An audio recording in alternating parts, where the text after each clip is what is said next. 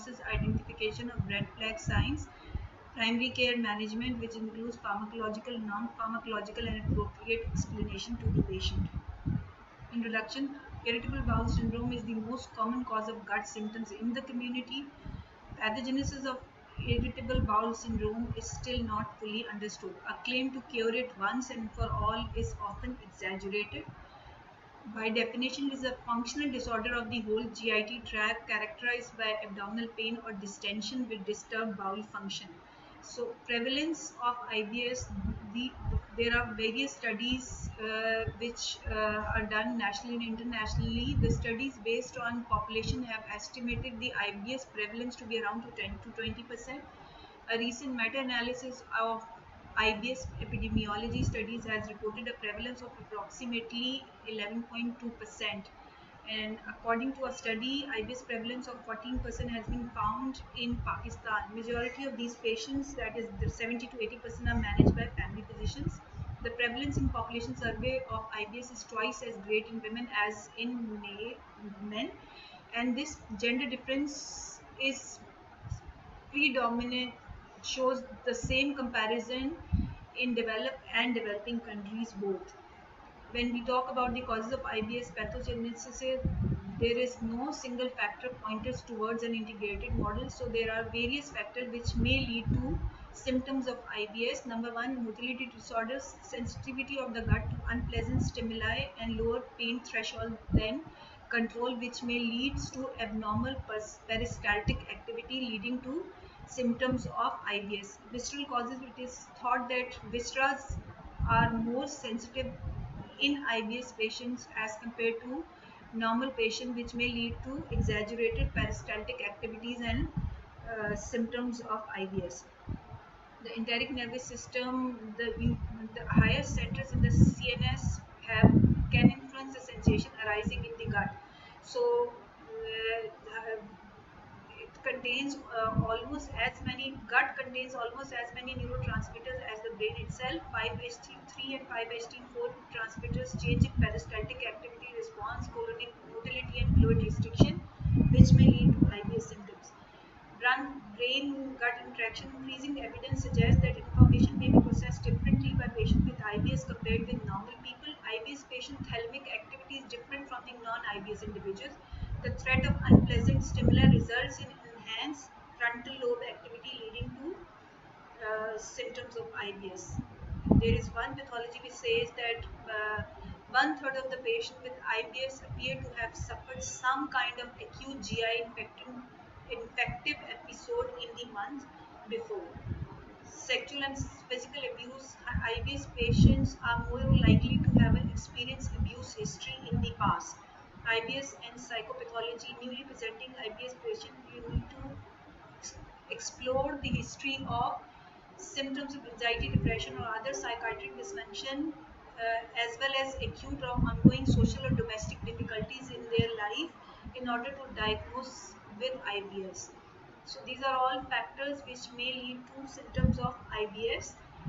According to Rome 3 criteria, somebody who is presenting with recurrent abdominal pain or discomfort at least 3 days per month during the previous 3 months with two or more of the following, that is these symptoms are relieved by defecation. Onset is associated with a change in stool frequency. Onset is associated with a change in stool form or appearance. Or according to Rome 4 criteria, abdominal pain in the setting of altered bowel pattern, whether involving diarrhea, constipation, or a mixture of both, can be labeled as IBS. So differential diagnosis of IBS includes ulcerative colitis, Crohn's disease, malabsorption, particularly with celiac disease, malignancy, coexistence, organic disease. Investigation of IBS in family practice. Usually, often it is not required. Diagnosis is purely based on the history and the examination, and investigations are often required only in when there is an absolute indication, that is red flags are present and there is a requirement to refer this patient to a gastroenterologist, or there are relative indications or tests which may include atypical history, that is there is no relationship of symptoms the abdominal pain is not related to defecation. The age is over 40 years and family history of inflammatory bowel disease or bowel cancers. Referral to a specialist. Red flags which may be required in case of a referral to a gastroenterologist: if there is a history of anemia, if there is history of family history of colon cancer or inflammatory bowel disease, fever, new or recent onset in patient older than 50 years, nocturnal symptoms, palpable abdominal or rectal mass, persistent diarrhea or severe constipation, recent antibiotic use, rectal bleeding, weight loss.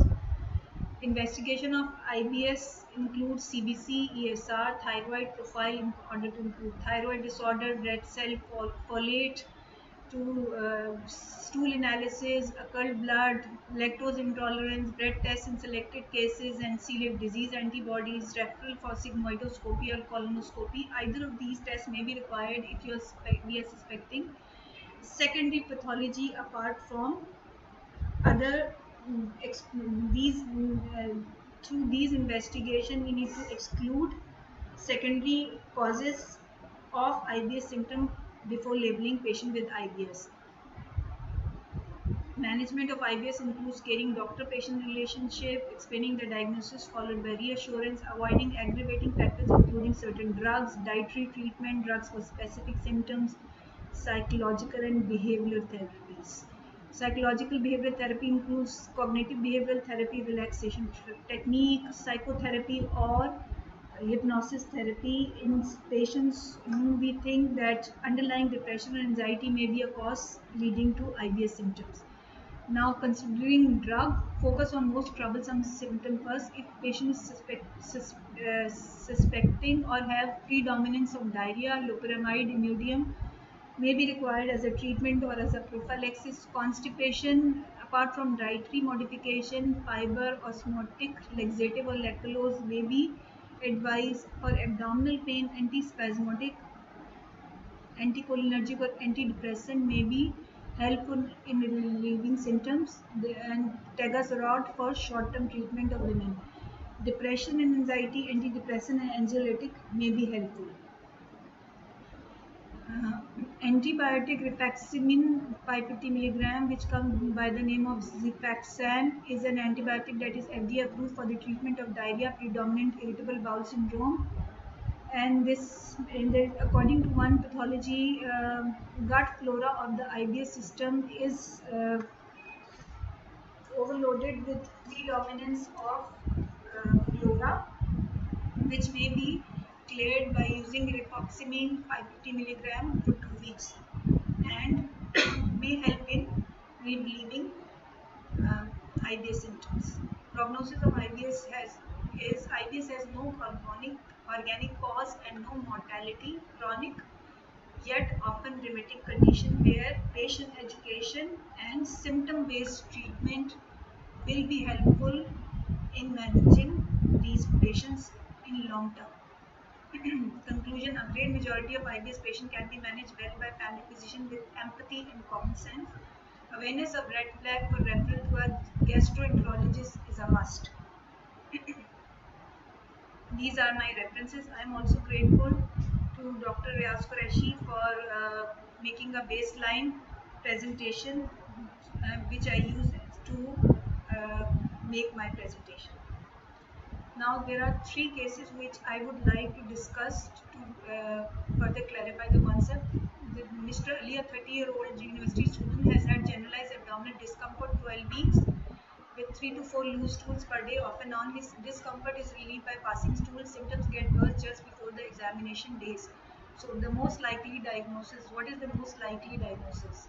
As you can see, this is a university student who has generalized abdominal pain and discomfort for 12 weeks with 3 to 4 loose stools per day, and this discomfort is relieved by passing stools, and discomfort gets just worse before the examination as per the Rome 3 criteria which we have discussed previously.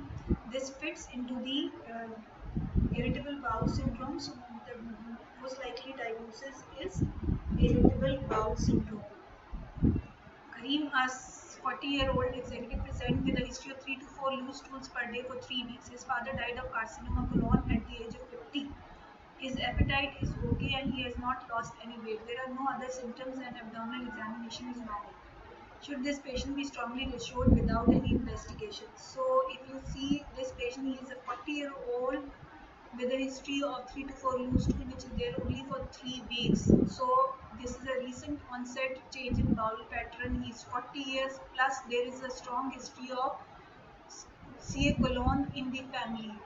So as per the red flags, he needs to be excluded for some malignancy or some other infectious causes before labeling him as IBS, and he needs to be referred to a gastroenterologist for further investigations.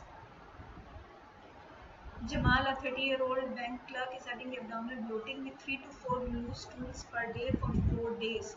He has had 2 similar episodes in the last 3 months.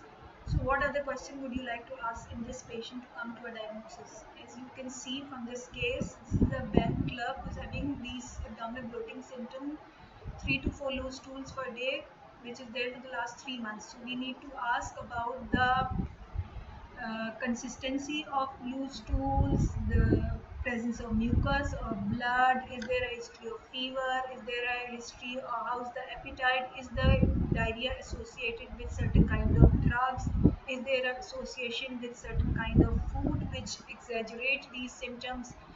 Then we also need to ask about the symptoms of red flags, which may include is there any history of abdominal pain, history of weight loss, how is the appetite, and is there any history of family history of any of the bowel cancers in the family before, and also about